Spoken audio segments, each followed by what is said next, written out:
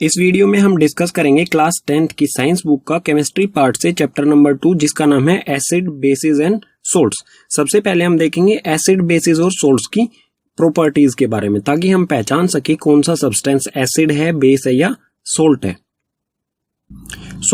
सबसे पहले एसिड की प्रॉपर्टीज। एसिड क्या होते हैं? दीज आर सोर इन टेस्ट। जो एसिड हैं वो टेस्ट में सोर यानी कि खट्टे होते हैं। Second, they turn blue litmus to red. Acid जो है वो ब्लू लिटमस पेपर को रेड कलर में कन्वर्ट कर देते हैं। Third, they give hydrogen plus ions in aqueous solution. H plus means hydrogen positive ions. जब एसिड को वाटर यानी कि एक्वस सॉल्यूशन में मिक्स किया जाता है, डाला जाता है, तो वो हमें हाइड्रोजन पॉजिटिव आयंस देते हैं। फोर्थ है एसिड कोरड मेटल्स। जब कोई मेटल एसिड के कांटेक्ट में आता है तो वो क्या कोरड होने लग जाता है, यानी कि गलने लग जाता है, या फिर कहेंगे उसमें जंग लगना शुरू हो जाता है। ठीक है, वीक होने लग जाता है मेटल। ठीक है, एग्जांपल्स लेते हैं एसिड्स के। तो कुछ स्ट्रॉन्ग एसिड्स के एग्जांपल लेते हैं। स्ट्रॉन्ग एसिड जैसे कि हाइड्रोक्लोरिक एसिड और सल्फ्यूरिक एसिड, और भी स्ट्रॉन्ग एसिड्स होते हैं। ठीक है, ये मेन स्ट्रॉन्ग एसिड्स हैं दो, हाइड्रोक्लोरिक एसिड और सल्फ्यूरिक एसिड। इसी तरह वीक एसिड्स में हम बात करें तो एसिटिक एसिड, ऑक्सैलिक एसिड और सिट्रिक एसिड, ये कुछ वीक एसिड्स के एग्जांपल हो गए। अब एक एसिड का एग्जांपल ले लेते हैं, कॉमन सा एग्जांपल जिसको हम यूज भी करते हैं। तो हम लेंगे लेमन। लेमन जो होता है वो एसिडिक नेचर का होता है। एसिड लेमन में जो एसिड पाया जाता है वो है सिट्रिक एसिड। ठीक है, और जब ब्लू लिटमस पेपर को लेमन के कांटेक्ट में लाया जाएगा तो वो रेड कलर में कन्वर्ट हो जाएगा। आप यहाँ पर देख सकते हैं ये ब्लू लिटमस है, जितना ये एसिड यानी कि लेमन जूस के कांटेक्ट में आया उतना ये रेड में चेंज हो गया। ठीक है, अब एसिड में दो टर्म्स आती हैं, कंसंट्रेटेड एसिड और डाइल्यूट एसिड। तो ये क्या होते हैं? कंसंट्रेटेड एसिड हम उसे कहेंगे जिसमें एसिड की क्वांटिटी ज्यादा हो और वाटर की क्वांटिटी कम हो, तो उसे कहा जाएगा कंसंट्रेटेड एसिड। ठीक है, और डाइल्यूट एसिड में जो है वो एसिड की क्वांटिटी कम होती है और वाटर की क्वांटिटी ज्यादा होती है। ठीक है, तो उसे कहा जाएगा डाइल्यूट एसिड। या फिर हम कह सकते हैं कि जो कंसंट्रेटेड एसिड होते हैं, अगर इसमें वाटर ऐड कर दिया जाए तो ये डाइल्यूट एसिड में कन्वर्ट हो जाते हैं। ठीक है, अब देखते हैं बेसिस की प्रॉपर्टीज। तो बेसिस क्या होते हैं? These are bitter in taste. Bases जो हैं वो टेस्ट में बिटर यानी कि कड़वे होते हैं। Second, they turn red litmus to blue. Bases जो होते हैं वो रेड लिटमस को ब्लू में कन्वर्ट कर देते हैं, बिल्कुल एसिड का अपोजिट। एसिड में क्या होता है? ब्लू रेड में कन्वर्ट हो जाता है, और बेसिस में रेड लिटमस जो है वो ब्लू में कलर में कन्वर्ट हो जाता है। ठीक है, third, they give OH negative ions in aqueous solution. OH यानी कि हाइड्रोक्सिल भी कह सकते हैं हम इसे, और हाइड्रोक्साइड भी। ठीक है, तो जो बेसिस होते हैं जब उन्हें एक्वस सॉल्यूशन यानी कि वाटर सॉल्यूशन में डाला जाएगा तो वो क्या बनाएंगे? हाइड्रोक्सिल आयंस या फिर हाइड्रोक्साइड आयंस बनाएंगे, नेगेटिव। ठीक है, और ज्यादातर जो बेसिस होते हैं वो सोपी इन टच अगर हम करेंगे किसी ज्यादातर बेसिस को, वो टच में सोपी होते हैं। जिस तरह से सोप होता है उसी तरह से ही ये होते हैं टच में। ठीक है, कुछ एग्जांपल्स लेते हैं बेसिस के। तो स्ट्रॉन्ग बेसिस के कुछ एग्जांपल, NaOH यानी कि सोडियम हाइड्रोक्साइड। सेकंड है KOH यानी कि पोटाशियम हाइड्रोक्साइड। थर्ड CaOH2 यानी कि कैल्शियम हाइड्रोक्साइड। तो ये कुछ एग्जांपल्स हो गए हैं स्ट्रॉन्ग बेसिस के। उसके बाद है वीक बेसिस। वीक बेसिस हैं NH4 यानी कि अमोनिया और OH यानी कि अमोनियम हाइड्रोक्साइड्स। तो ये एक वीक बेस है। अब एक एग्जांपल लेते हैं बेसिस का जो हम कॉमनली यूज करते हैं। तो सोप, जो सोप होता है उसमें एक बेस पाया जाता है NaOH। ठीक है, ये वाला बेस सोप और डिटर्जेंट्स में पाया जाता है।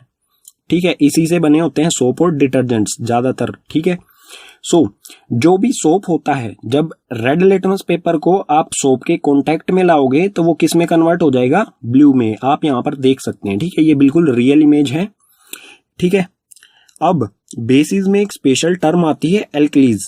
एल्कलीज क्या होते हैं? These are bases which are soluble in water.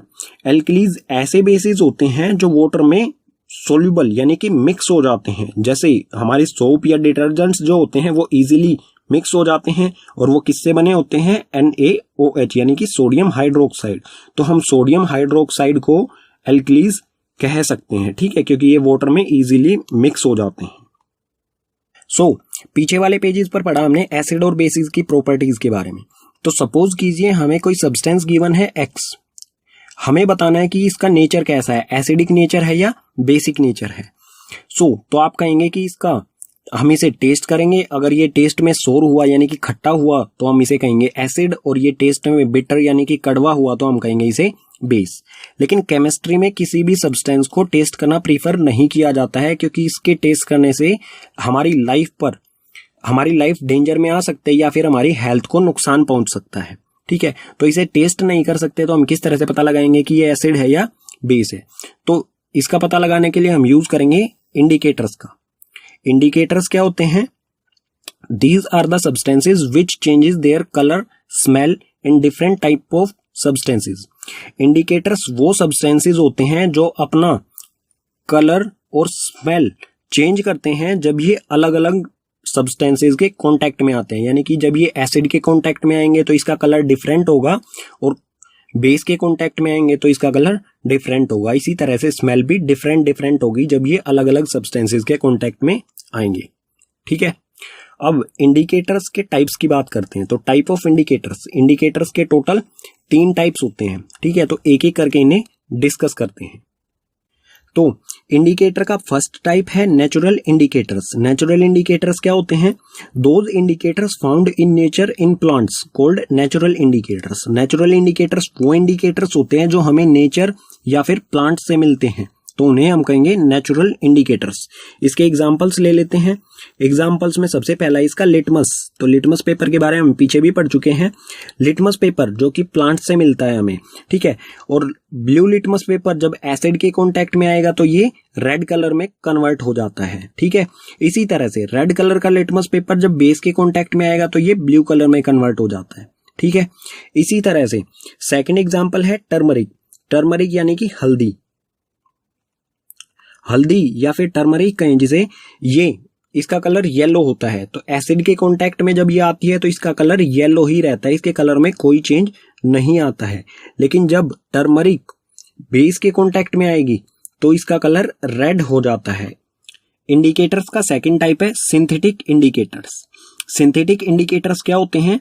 These are chemical substances. ये केमिकल सब्सटेंसेस होते हैं, यानी कि इन्हें लेबोरेटरी में प्रिपेयर किया जाता है। इसके एग्जाम्पल के बारे में बात करते हैं। इसका फर्स्ट एग्जाम्पल है मिथिलीन ऑरेंज।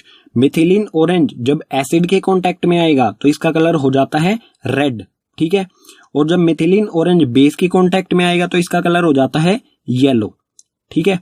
इसी तरह से सिंथेटिक इंडिकेटर्स का सेकंड एग्जांपल है फेनोफ्थलीन। फेनोफ्थलीन जब एसिड के कांटेक्ट में आएगा तो इसका कलर जो है वो वाटर की तरह हो जाता है, यानी कि कलरलेस, ये कोई कलर शो नहीं करता है। लेकिन जब फेनोफ्थलीन बेस के कांटेक्ट में आएगा तो ये इस तरह का कलर शो करने लगता है। इसे वॉयलेट कहें या फिर डार्क पिंक कहें, ठीक है। डार्क पिंक या फिर वॉयलेट कलर ये शो करने लगता है। इंडिकेटर्स का थर्ड टाइप है ओल्फैक्टरी इंडिकेटर्स। ओल्फैक्टरी इंडिकेटर्स क्या होते हैं? These substances have different order in acids and bases. ये ऐसे सब्सटेंस होते हैं जिनका ऑर्डर यानी कि स्मेल जो है एसिड और बेसिस के साथ अलग अलग होती है, ठीक है। तो इसके एग्जांपल्स लेते हैं, जैसे वनीला एसेंस। वनीला एसेंस के बारे में आपने सुना होगा, जो कि आइसक्रीम फैक्ट्रीज वगैरह में यूज किया जाता है आइसक्रीम को फ्लेवर देने के लिए। तो वनीला एसेंस जो कि ओल्फैक्टरी इंडिकेटर होता है, जब ये एसिड के कांटेक्ट में आता है तो इसकी स्मेल जो है वो इंक्रीज होने लग जाती है बहुत तेजी के साथ, ठीक है। बहुत तेज स्मेल इसमें से आती है। लेकिन जब वनीला एसेंस बेस के कांटेक्ट में आएगा तो इसमें से कोई भी स्मेल नहीं आती है, ठीक है। इसी तरह से ओल्फैक्टरी इंडिकेटर्स का सेकंड एग्जांपल है क्लोव ऑयल, यानी कि लौंग का तेल। इसे हिंदी में लौंग का तेल कहा जाता है। क्लोव ऑयल जब एसिड के कांटेक्ट में आएगा तो इसकी स्मेल जो है वो इंक्रीज हो जाती है, ठीक है। और जब क्लोव ऑयल बेसिस के कांटेक्ट में आएगा तो इसकी स्मेल जो है वो डिक्रीज यानी कि कम हो जाती है, ठीक है, इंडिकेटर्स यहां पर हो गए हमारे कंप्लीट। नेक्स्ट टॉपिक है हमारा इस चैप्टर में chemical properties of acids and bases. Acids और बेसिस की केमिकल प्रॉपर्टीज। तो सबसे पहले इसमें है reaction of metals with acids and bases. Metal acid के साथ रिएक्शन करके क्या बनाएगा और मेटल बेसिस के साथ रिएक्शन करके प्रोडक्ट में क्या बनाएगा। तो सबसे पहले देखते हैं मेटल और एसिड का रिएक्शन। तो एसिड और मेटल जब रिएक्शन करेगा तो हमें प्रोडक्ट में मिलेगा सोल्ट और हाइड्रोजन गैस। ठीक है, एग्जाम्पल से समझते हैं इसे। एसिड की जगह पर हम लेते हैं HCl। HCl एक स्ट्रॉन्ग एसिड होता है, हाइड्रोक्लोरिक एसिड। मेटल में हमने लिया जिंक। जब जिंक को HCl में डाला जाएगा तो ये हमें प्रोडक्ट क्या देगा, ZnCl और हाइड्रोजन गैस। ठीक है, और यहां पर आप ये भी देख सकते हैं कि Zn यहां पर है, Zn ने HCl में से H को ही रिमूव कर दिया, यानी कि इसे डिस्प्लेस कर दिया और ये H की जगह खुद आके ZnCl बनाता है। तो ये किस तरह का रिएक्शन हुआ, डिस्प्लेसमेंट रिएक्शन। ठीक है, और ये ZnCl जिंक क्लोराइड ये एक सोल्ट होता है। ठीक है, और हाइड्रोजन गैस इसमें से रिलीज होगी। इसी तरह से जब मेटल बेसिस के साथ रिएक्शन करेगा तो बेस और मेटल दोनों रिएक्शन करेंगे तो हमें प्रोडक्ट में देंगे सोल्ट और हाइड्रोजन। ठीक है, इसे भी एग्जांपल से समझते हैं। बेस में हमने लिया सोडियम हाइड्रोक्साइड यानी कि NaOH और मेटल में लिया हमने Zn। जब NaOH में जिंक को डाला जाएगा तो ये बनाएगा प्रोडक्ट में हमें देगा Na2ZnO2 यानी कि सोडियम जिंकेट। ठीक है, लिख देता हूं मैं यहां पर सोडियम जिंकेट और साथ में हाइड्रोजन गैस।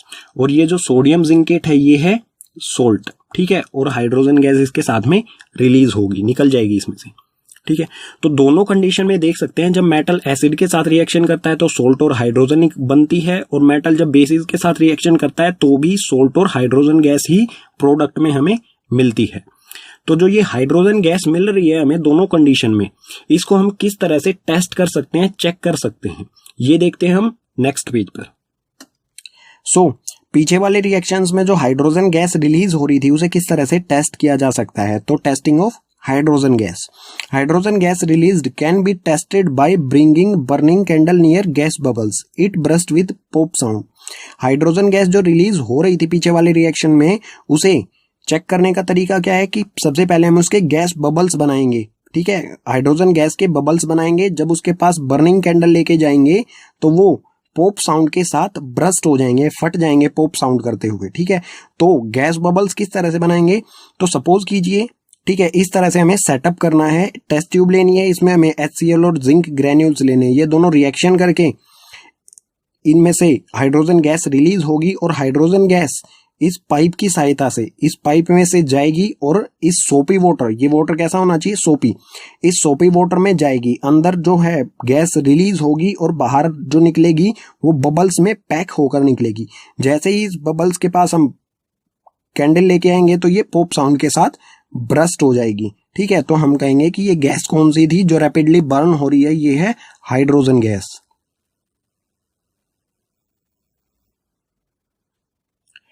अब हम देखते हैं रिएक्शन ऑफ मेटल कार्बोनेट्स या फिर metal hydrogen carbonates with acids and bases.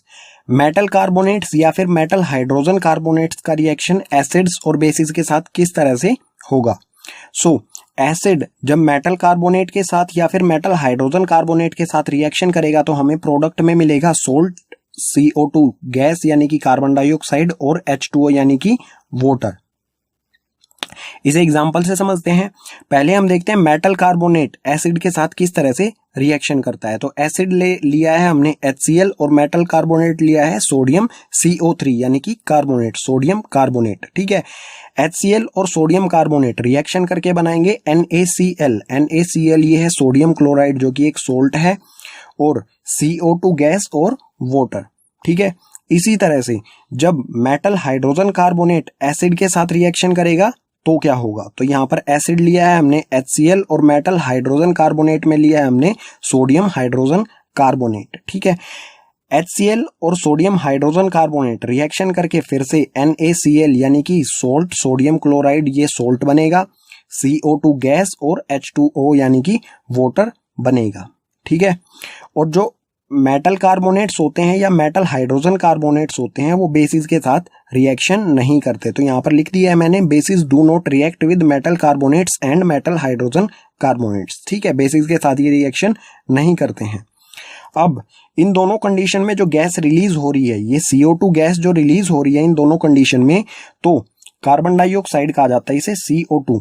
इसे किस तरह से हम टेस्ट कर सकते हैं वो देखते हैं नेक्स्ट पेज पर। पीछे वाले रिएक्शंस में जो कार्बन डाइऑक्साइड गैस रिलीज हो रही थी उसे किस तरह से टेस्ट किया जाएगा ये देखते हैं। सो टेस्टिंग ऑफ CO2 यानी कि कार्बन डाइऑक्साइड का test. CO2 can be tested by passing it through lime water. CO2 को टेस्ट किया जा सकता है उसे लाइम वाटर से गुजार के। सो लाइम वाटर होता है CaOH यानी कि कैल्शियम हाइड्रोक्साइड, ये होता है लाइम वाटर। जब इसमें से कार्बन डाइऑक्साइड गैस को पास करेंगे तो ये प्रोडक्ट में बनाएगा CaCO3 और H2O। और जो ये सॉल्यूशन होता है CaOH, ये जो है कलरलेस सॉल्यूशन होता है, यानी कि वाटर की तरह देखने में हमें ये कलरलेस, जिसका कोई कलर नहीं होता है। ठीक है, जब इससे में से CO2 को पास किया जाएगा तो ये मिल्की हो जाता है, यानी कि मिल्की हो जाएगा, यानी कि व्हाइट कलर का सॉल्यूशन हो जाएगा। ठीक है, तो ये बनेगा CaCO3 मिल्की। ठीक है, अब इसमें से और भी CO2, हम अभी भी इसमें से लगातार CO2 पास कर रहे हैं। जब ये प्रोडक्ट हमें बन जाता है तो ये CaCO3 और H2O, ये आ गया यहाँ पर CaCO3 और H2O। अभी भी हम इसमें से CO2 यानी कि कार्बन डाइऑक्साइड को पास कर रहे हैं, तो ये प्रोडक्ट में बनाएगा फिर आगे जाके CaHCO3 calcium hydrocarbonate. Calcium hydrocarbonate जो होता है ये भी कलरलेस होता है। तो हम किस तरह से पहचान सकते हैं कार्बन डाइऑक्साइड को? जब उसे लाइम वाटर से हम पास करेंगे तो लाइम वाटर अगर मिल्की हो जाता है, ठीक है, और वापस फिर से कलरलेस हो जाता है, तो हम कह सकते हैं कि जो गैस होगी वो होगी हमारी CO2 यानी कि कार्बन डाइऑक्साइड। ठीक है, एसिड्स एंड बेसिस की नेक्स्ट केमिकल प्रॉपर्टी है reaction of acids and bases with each other, कि कोई भी एसिड और बेसिस दोनों मिलकर रिएक्शन करेंगे तो क्या बनाएंगे। ठीक है, तो कोई भी एसिड और बेस ये दोनों रिएक्शन करके हमेशा हर कंडीशन में क्या बनाएंगे, सोल्ट और H2O यानी कि वाटर बनाएंगे। ठीक है, एग्जांपल ले लेते हैं इसका। एसिड हमने लिया है HCl और बेस में लिया है हमने NaOH, हाइड्रोक्लोरिक एसिड और सोडियम हाइड्रोक्साइड। ये दोनों रिएक्शन करेंगे तो बनेगा NaCl यानी कि सोडियम क्लोराइड और प्लस में H2O यानी कि वाटर। जो ये NaCl होता है ये होता है सोल्ट और वाटर एज इट इज बनेगा ही सभी कंडीशन में। ठीक है, और इस तरह का रिएक्शन जिसमें एसिड और बेस मिलकर सोल्ट और H2O बनाए, इस तरह के रिएक्शन को कहा जाता है न्यूट्रलाइजेशन रिएक्शन, जिसकी डेफिनेशन मैंने यहां पर लिख दी है। तो इसे पढ़ लेते हैं एक बार। When an acid and bases react to form water and salt called neutralization reaction। जब कोई एसिड या बेस रिएक्ट करके वाटर और सोल्ट बनाता है प्रोडक्ट में तो उसे कहा जाता है न्यूट्रलाइजेशन रिएक्शन। न्यूट्रलाइजेशन रिएक्शन इसलिए कहा जाता है क्योंकि ये दोनों रिएक्शन करके एसिडिक और बेसिक प्रॉपर्टी, एक दूसरे की एसिडिक और बेसिक प्रॉपर्टी को फिनिश कर देते हैं, खत्म कर देते हैं, इसीलिए इसे कहा जाता है न्यूट्रलाइजेशन रिएक्शन। ठीक है, और इसमें क्या क्या होता है, it involve hydrogen plus ions and hydroxide ions to generate water. आप यहां पर देखेंगे, यहां पर HCl में क्या होता है, हाइड्रोजन पॉजिटिव आयंस, और बेसिस में क्या होता है, OH नेगेटिव आयंस। ये दोनों आयंस मिलकर साथ में वाटर भी बनाएंगे इसके साथ साथ। ठीक है, नेक्स्ट केमिकल प्रॉपर्टी देखते हैं एसिड्स और बेसिस की, जिसमें है reaction of metallic oxides with acid. Metallic oxides का एसिड्स के साथ क्या रिएक्शन होता है। तो सबसे पहले देखते हैं मेटेलिक ऑक्साइड क्या होता है। कोई भी मेटल है उसका ऑक्साइड यानी कि उसके साथ जो ऑक्सीजन जुड़ा होगा तो उसे हम कहेंगे मेटेलिक ऑक्साइड। और जो मेटेलिक ऑक्साइड होते हैं उनका नेचर जो है वो बेसिक होता है। एग्जाम्पल के लिए हम ले सकते हैं यहाँ पर कैल्शियम ऑक्साइड, यहाँ पर कैल्शियम मेटल है और ऑक्सीजन। ठीक है, तो ये क्या बनेगा, मेटेलिक ऑक्साइड यानी कि कैल्शियम ऑक्साइड। इसी तरह से मैग्नीशियम मेटल के साथ O लगा है तो मैग्नीशियम ऑक्साइड, ये भी एक मेटेलिक ऑक्साइड है। तो ये मेटेलिक ऑक्साइड और एसिड रिएक्शन करके क्या बनाएगा, सो कोई भी एसिड है या कोई भी मेटेलिक ऑक्साइड, ये दोनों रिएक्शन करके हमेशा सोल्ट बनाएंगे और H2O। तो यहां पर आप देख सकते हैं ये एसिड है और ये बेसिक नेचर का है, तो एसिड और बेसिक नेचर हमेशा क्या करते हैं, सोल्ट और H2O बनाते हैं। ये हम पीछे वाले पेज पर पढ़ चुके हैं। ठीक है, तो वही कंडीशन है यहाँ पर। तो इसका एग्जाम्पल यहाँ पर नहीं लिखा हुआ है, मैं लिख देता हूं। तो एसिड में ले लेते हैं हम HCl, HCl एसिड, और मेटेलिक ऑक्साइड ले लेते हैं CaO। एसिड आ गया HCl और CaO आ गया हमारा मेटेलिक ऑक्साइड। तो HCl और CaO रिएक्शन करके बनाएंगे CaCl, कैल्शियम क्लोराइड, CaCl2 और प्लस में H2O। इस चीज का ये निर्माण करेंगे। प्रोडक्ट में हमें मिलेगा कैल्शियम क्लोराइड जो कि एक सोल्ट है और H2O वाटर। अब इसे बैलेंस करेंगे तो यहाँ पर कैल्शियम कैल्शियम एक एक है, ऑक्सीजन ऑक्सीजन, इनके भी एक एक एटम्स हैं। यहाँ पर H का एक है और Cl का भी एक है। यहाँ पर H के दो हैं और Cl के भी दो हैं। तो यहाँ पर जैसे ही हम 2 पुट करेंगे ये हो जाएगी हमारी केमिकल इक्वेशन बैलेंस। ठीक है, ये एग्जाम्पल हो गया इसका। अब देखते हैं reaction of non metallic oxides with basis. जो नॉन मेटेलिक ऑक्साइड्स होते हैं वो बेसिस के साथ किस तरह से रिएक्शन करते हैं। तो नॉन मेटेलिक ऑक्साइड्स के बारे में मैं बता दूं, ये एसिडिक नेचर के होते हैं, एसिडिक नेचर होता है इनका। और कोई भी एसिडिक सब्सटेंस, ये एसिडिक सब्सटेंस अगर बेसिस के साथ रिएक्शन करेंगे तो ये बिल्कुल वैसा ही होगा, बेस, और ये हो गया हमारा एसिडिक नेचर। तो बेस और एसिड मिलके क्या बनाएंगे, सोल्ट और H2O। तो ये रिएक्शन जो है वो कार्बन डाइऑक्साइड टेस्ट वाला रिएक्शन था, कुछ वैसा ही हो जाएगा। ठीक है, तो बेस है हमारा यहाँ पर कैल्शियम हाइड्रोक्साइड बेस है, और non metallic oxide, non metal क्या होता है C, और ऑक्सीजन इसके साथ जुड़ जाएगी तो CO2 कार्बन डाइऑक्साइड, ये एक नॉन मेटेलिक ऑक्साइड हो गया। ठीक है, तो बेस कैल्शियम हाइड्रोक्साइड जब इसके साथ नॉन मेटल जो कि CO2 ये एसिडिक नेचर का होता है, ये दोनों रिएक्शन करेंगे तो हमें बनाएंगे CaCO3 कैल्शियम कार्बोनेट जो कि एक सोल्ट होता है और साथ में H2O। ठीक है, अब है what do all acids and bases have in common. अगर हम सभी एसिड्स की बात करें कि सभी एसिड्स में क्या चीज कॉमन होती है, और अगर सभी बेसिस की बात करें कि सभी बेसिस में क्या चीज कॉमन होती है, तो सबसे पहले देखते हैं ऑल एसिड्स, सभी एसिड्स में क्या चीज कॉमन होती है।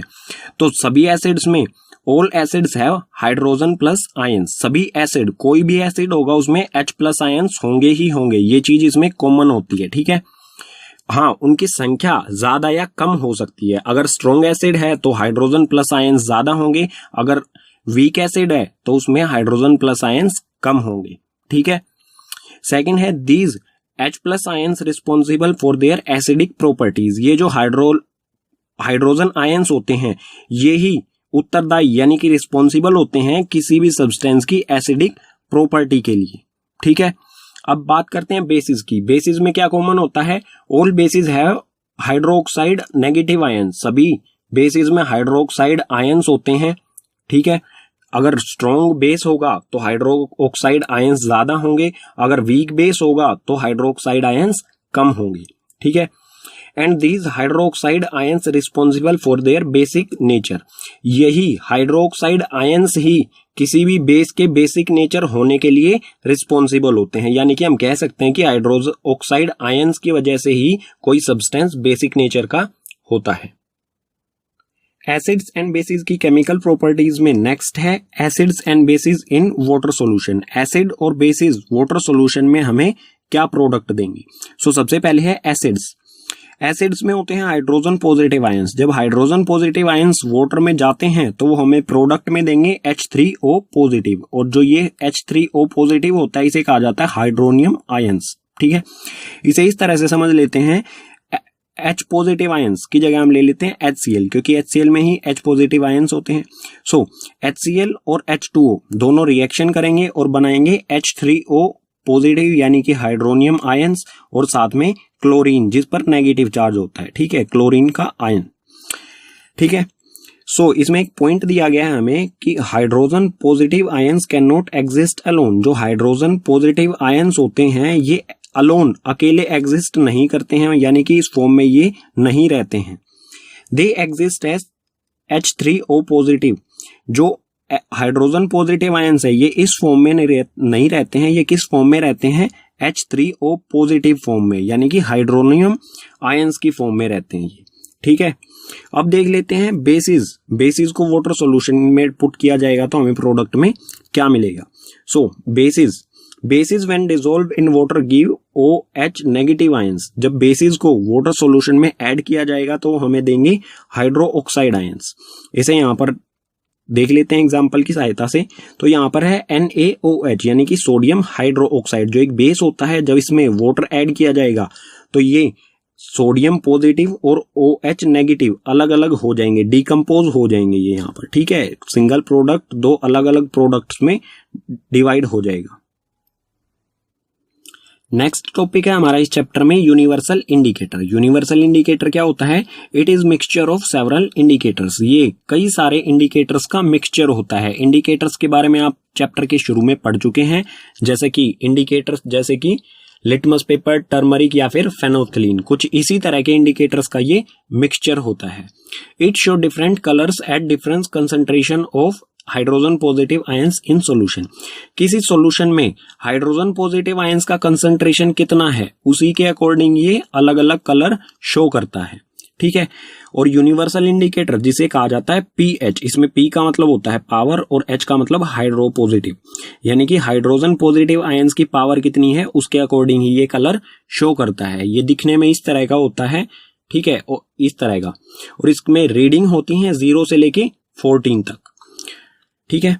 इसमें जो 7 पर है यहां पर न्यूट्रल होता है। अगर हम लेफ्ट हैंड साइड जाएंगे तो यहां इस तरफ में एसिडिक प्रॉपर्टी इंक्रीज होती है। अगर हम 7 से राइट हैंड साइड जाएंगे तो बेसिक प्रॉपर्टी इंक्रीज होती है। अब आप कहेंगे कि जो बेसिस होते हैं उसमें हाइड्रोजन पॉजिटिव आयंस तो होते ही नहीं है, और जो पीएच है वो हाइड्रोजन पॉजिटिव आयंस की कंसंट्रेशन के अकॉर्डिंग ही कलर शो करता है। तो बेसिस की प्रॉपर्टी, बेसिस का जो कलर है वो हमें कैसे मिलता है? तो आपको पता होना चाहिए कि जो एसिड्स होते हैं या जो बेसिस होते हैं दोनों में हाइड्रोजन पॉजिटिव आयंस भी होते हैं और हाइड्रोक्साइड आयंस भी होते हैं। इसको समझने के लिए देखते हैं हम ये वाला फिगर। इसमें आप देखेंगे कि ये 0 से लेके 14 यानी कि ये भी एक पीएच पेपर ही है। कंसंट्रेशन देखेंगे आप यहाँ पर, तो हाइड्रोजन पॉजिटिव आयंस जो कि कंसंट्रेशन इसका शो कर रखा है हमें ब्लू कलर में, और जो हाइड्रोक्साइड आयंस है इसका कंसंट्रेशन हमें शो कर रखा है व्हाइट कलर में। तो आप देखेंगे जब 7 से कम है, 7 से कम इस तरफ एसिडिक नेचर इंक्रीज हो रहा है। आप ये भी देखेंगे कि हाइड्रोजन पॉजिटिव आयंस का कंसंट्रेशन भी इंक्रीज हो रहा है। और इसमें हाइड्रो ऑक्साइड 7 से कम में ये व्हाइट एरिया भी है, यानी कि यहाँ पर हाइड्रोक्साइड आयंस भी हैं, ठीक है, लेकिन उनका कंसंट्रेशन हाइड्रोजन पॉजिटिव आयन से कम है, ठीक है, इसलिए ये एसिडिक नेचर के होते हैं। अब आप 7 से राइट हैंड साइड में जाएंगे तो बेसिक नेचर इंक्रीज हो रहा है, और ये भी देखेंगे कि यहाँ पर जो हाइड्रो ऑक्साइड आयंस का एरिया इंक्रीज हो रहा है, कंसंट्रेशन इंक्रीज हो रहा है, और हाइड्रोजन पॉजिटिव आयंस का कंसंट्रेशन यहाँ पर डिक्रीज हो रहा है, यानी कि यहाँ पर भी हाइड्रोक्साइड आयंस भी हैं और हाइड्रोजन आयंस भी हैं, ठीक है। अगर यहाँ पर यह देख सकते हैं आप कि हाइड्रोजन पॉजिटिव आयंस का कंसंट्रेशन बहुत कम है as compare to hydroxide ions, इसीलिए ये जो सब्सटेंस होंगे 7 से इस तरफ वो बेसिक नेचर के होंगे, ठीक है। पीछे वाले पेज पर हमने समझा पीएच स्केल के बारे में। अब देखते हैं यूजेस या फिर importance of pH in everyday life. हमारी एवरीडे लाइफ में पीएच के यूजेस क्या होते हैं या फिर इंपोर्टेंस क्या होते हैं, ये जरूरी क्यों होता है हमारी लाइफ में। तो इससे पहले आपको एक चीज और बता दूं कि जो पीएच है उसको हम डिजिटली भी कैलकुलेट कर सकते हैं। कुछ इस तरह के गैजेट्स आते हैं जो ज्यादातर आरओ टेक्नीशियंस के पास अवेलेबल होते हैं, इससे हम डिजिटली भी पीएच कैलकुलेट कर सकते हैं, ठीक है। उसमें रीडिंग आएंगी 0 से 14, जैसा इसमें आप देख सकते हैं 4.40 पीएच रीडिंग आई हुई है, इस तरह से ये शो करता है, ठीक है। अब देखते हैं यूजेज या फिर इंपोर्टेंस। फर्स्ट है इसमें our body works between pH 7 to 7.8। हमारी जो बॉडी है वो 7 से लेके 7.8 तक के पीएच के बीच में काम करती है। अगर हमारा पीएच लेवल 7 से कम या फिर 7.8 से ज्यादा हो जाए तो हम हेल्दी फील नहीं करेंगे।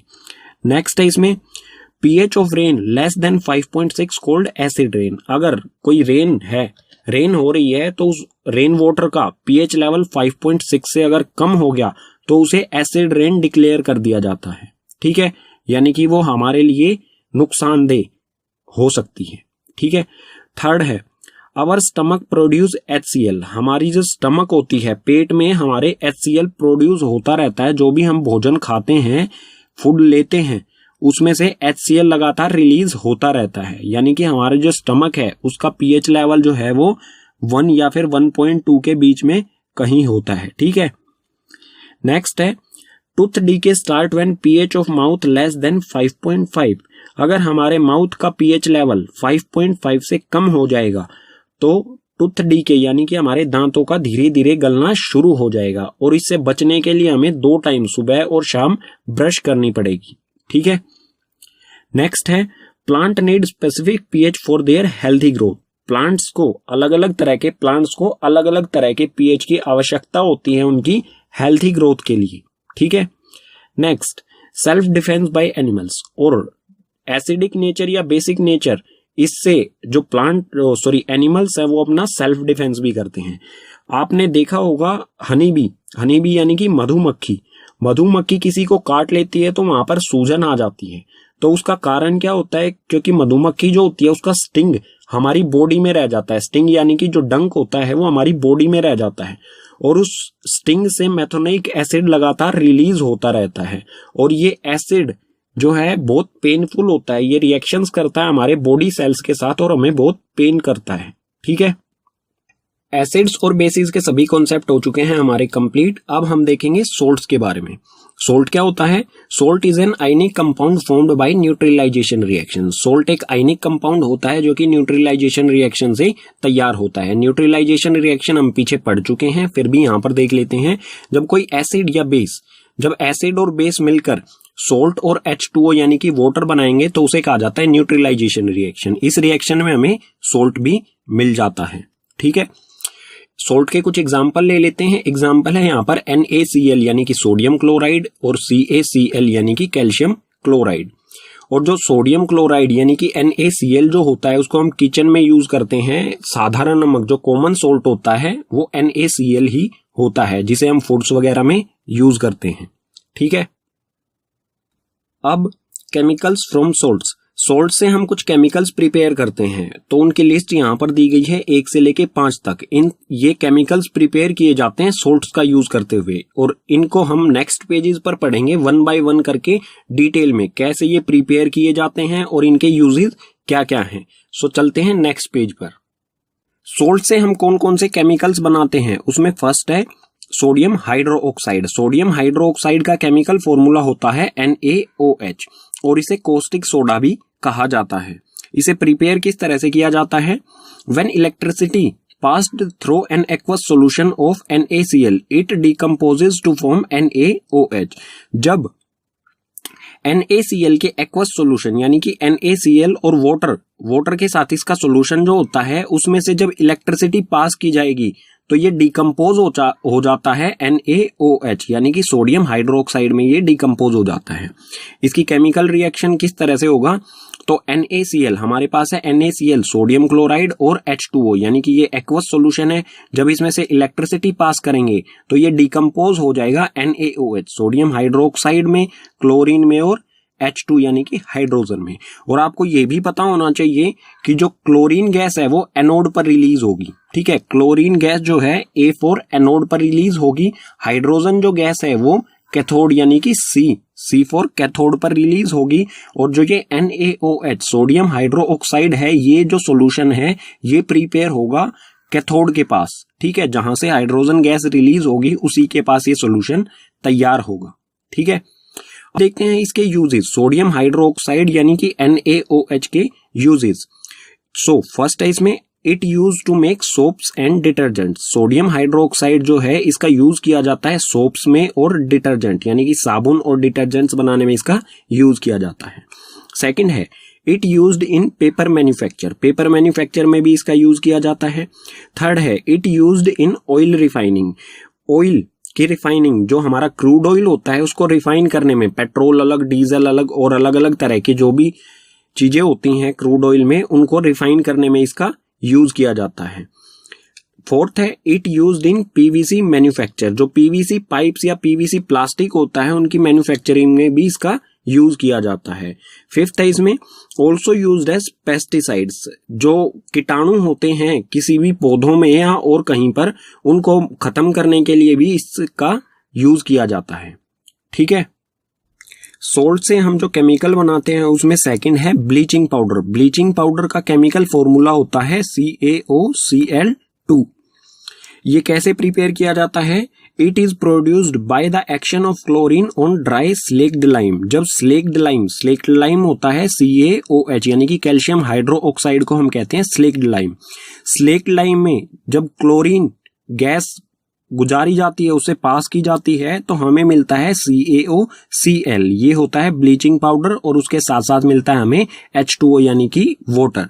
ठीक है, तो ये यहाँ पर प्रिपेयर होता है स्लेक्ड लाइम और Cl गैस के द्वारा। ठीक है, इसके यूजेस के बारे में देखते हैं। इसका फर्स्ट यूज है bleaching cotton and लाइनन in industries. जो कपड़े की इंडस्ट्रीज होती हैं, कॉटन और लाइनन को ब्लीचिंग करने के लिए यूज किया जाता है। सेकंड है ब्लीचिंग वुड पल्प इन पेपर फैक्ट्रीज। जो वुड पल्प यानी कि जो लकड़ी होती है जिससे पेपर बनाया जाता है, उसके पल्प को ब्लीच यानी कि साफ करने के लिए इसका यूज किया जाता है। फोर्थ है oxidising agent in chemical industries. Chemical industries जो होती हैं उसमें ऑक्सीडाइजिंग एजेंट्स के तौर पर भी इसका यूज किया जाता है। फोर्थ है डिसइंफेक्टिंग ड्रिंकिंग वाटर। जो ड्रिंकिंग वाटर होता है उसमें कोई इन्फेक्शन ना हो, इस इन्फेक्शन को खत्म करने के लिए भी ब्लीचिंग पाउडर का यूज किया जाता है। ठीक है, सोल्ट से जो हम केमिकल बनाते हैं उसमें थर्ड है बेकिंग सोडा। बेकिंग सोडा का केमिकल फॉर्मूला होता है NaHCO3 यानी कि सोडियम हाइड्रोजन कार्बोनेट। इसे किस तरह से प्रिपेयर किया जाता है? NaCl यानी कि सोडियम क्लोराइड के साथ वाटर, कार्बन डाइऑक्साइड और अमोनिया NH4 होता है अमोनिया। इन सब का रिएक्शन जब कराया जाता है इकट्ठा तो हमें प्रोडक्ट में मिलता है अमोनियम क्लोराइड और NaHCO3 यानी कि बेकिंग सोडा। ठीक है, और इसकी प्रॉपर्टीज के बारे में भी हमें पढ़ना पड़ेगा। इसमें प्रॉपर्टीज हैं, it is mild non corrosive base. ये माइल्ड यानी कि सॉफ्ट होता है बहुत ज्यादा, और नॉन कोरोसिव बेस यानी कि ये बहुत लंबे समय तक चलता है, कभी खराब नहीं होता है। सेकंड है इसमें when it is heated during cooking. जब कुकिंग के दौरान इसे हीट किया जाता है, इसका यूज आप समझ सकते हैं कुकिंग में होता है, तो जब इसे कुकिंग के दौरान हीट किया जाता है, यहां पर है NaCO3 यानी कि बेकिंग सोडा। बेकिंग सोडा को जब हीट किया जाएगा तो ये डिकम्पोज हो जाता है 3 अलग अलग सब्सटेंसेस में। फर्स्ट है Na2CO3 यानी कि सोडियम कार्बोनेट में, वाटर में और CO2 गैस में। और ये CO2 बहुत इंपॉर्टेंट होती है, इसका यूज कैसे होता है CO2 का बात करेंगे आगे। बेकिंग सोडा के यूजेस के बारे में देखते हैं। इसका फर्स्ट यूज है एन इंग्रेडिएंट एंटासिड। जो एंटासिड होते हैं उसमें इंग्रेडिएंट के तौर पर इसका यूज किया जाता है। एंटासिड वो होते हैं जब किसी को एसिडिटी होती है तो एंटासिड राहत उसको आराम पहुंचाने के लिए यूज किए जाते हैं, तो उसमें एंटासिड में बेकिंग सोडा का यूज किया जाता है। यानी कि आप कॉमनली जब एसिडिटी होती है किसी को तो सभी इनो प्रीफर करते हैं, तो आप कह सकते हैं कि बेकिंग सोडा जो है वो इनो में यूज किया जाता है। ठीक है, second used in fire extinguisher.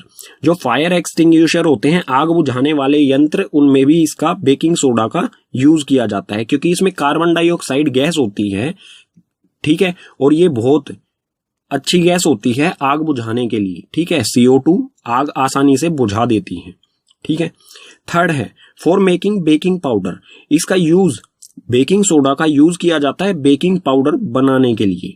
ठीक है, और बेकिंग पाउडर कैसे बनता है? बेकिंग सोडा और टार्टरिक एसिड, बेकिंग सोडा और टार्टरिक एसिड दोनों मिलकर जो है वो बेकिंग पाउडर बनाते हैं। और बेकिंग पाउडर का यूज पढ़ते हैं। बेकिंग पाउडर का यूज जो है used in breads and cakes to make it softy and spongy. Breads और केक्स में बेकिंग पाउडर का यूज किया जाता है उनको सॉफ्ट और स्पंजी बनाने के लिए। ठीक है, और स्पंजी ये किस वजह से बनता है? Because of carbon dioxide gas. इस कार्बन डाइऑक्साइड गैस के कारण ही ये स्पंगी बनता है। ठीक है, सोल्ट से जो केमिकल बनाए जाते हैं उसमें फोर्थ है वॉशिंग सोडा। वॉशिंग सोडा का केमिकल फॉर्मूला होता है Na2CO3 10H2O। इसे हम केमिकल नेम में बोलेंगे तो सोडियम कार्बोनेट डेकाहाइड्रेट। 10 का मतलब होता है डेका। ठीक है, और H2O मीन्स हाइड्रेट, यानी कि इसमें 10 मॉलिक्यूल होते हैं वाटर के, 10 मॉलिक्यूल्स ऑफ वाटर। ठीक है, इसे किस तरह से प्रिपेयर किया जाता है? Recrystallisation of sodium carbonate gives washing soda. जो सोडियम कार्बोनेट होते हैं इनके दोबारा से इसमें वाटर ऐड किया जाता है और दोबारा से इसके क्रिस्टल्स बनाए जाते हैं। ठीक है, जब इसमें दोबारा से वाटर ऐड किया जाता है तो इसमें 10 मॉलिक्यूल्स ऑफ वाटर आ जाते हैं और ये सोडियम कार्बोनेट डेकाहाइड्रेट बन जाता है, जिसे वॉशिंग सोडा कहा जाता है। इट इज बेसिक सोल्ट, ये सोल्ट होता है, लेकिन किस टाइप का, किस नेचर का, बेसिक नेचर का ये सोल्ट होता है। सो इसे रिएक्शन के तरह से समझते हैं, किस तरह से प्रिपेयर किया जाता है। तो ये है सोडियम कार्बोनेट। जब इसमें 10 मॉलिक्यूल ऑफ वाटर, H2O यानी कि वाटर, इसमें 10 मॉलिक्यूल ऑफ वाटर ऐड किया जाता है तो ये बनता है Na2CO3 10H2O।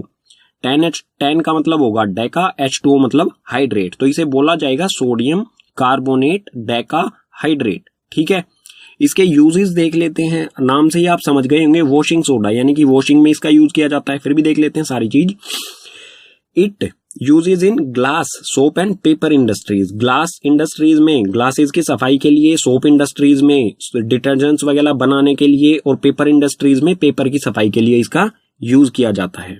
सेकंड है मैन्युफैक्चर ऑफ बोरेक्स। इसके बारे में डिटेल में नहीं बताऊंगा, लेकिन इसका यूज किस चीज के लिए भी किया जाता है। बोरेक्स एक सब्सटेंस होता है, तत्व होता है, जिसको मैन्युफैक्चर करने के लिए इसका यूज किया जाता है। फोर्थ में है क्लीनिंग एजेंट इन हाउसेज। हम घर में जो साफ सफाई करते हैं उसमें कपड़े धोना हुआ या बर्तन साफ करना हुआ, उन सभी में वॉशिंग सोडा का यूज किया जाता है। फोर्थ है इसमें removing hardness of water. Water की हार्डनेस को रिमूव करने के लिए भी इसका यूज किया जाता है। ठीक है, सोल्ट से जो हम केमिकल्स बनाते हैं उसमें फिफ्थ है प्लास्टर ऑफ पेरिस। इसे पीओपी भी कहा जाता है। इसका केमिकल फॉर्मूला होता है CaSO4 half H2O।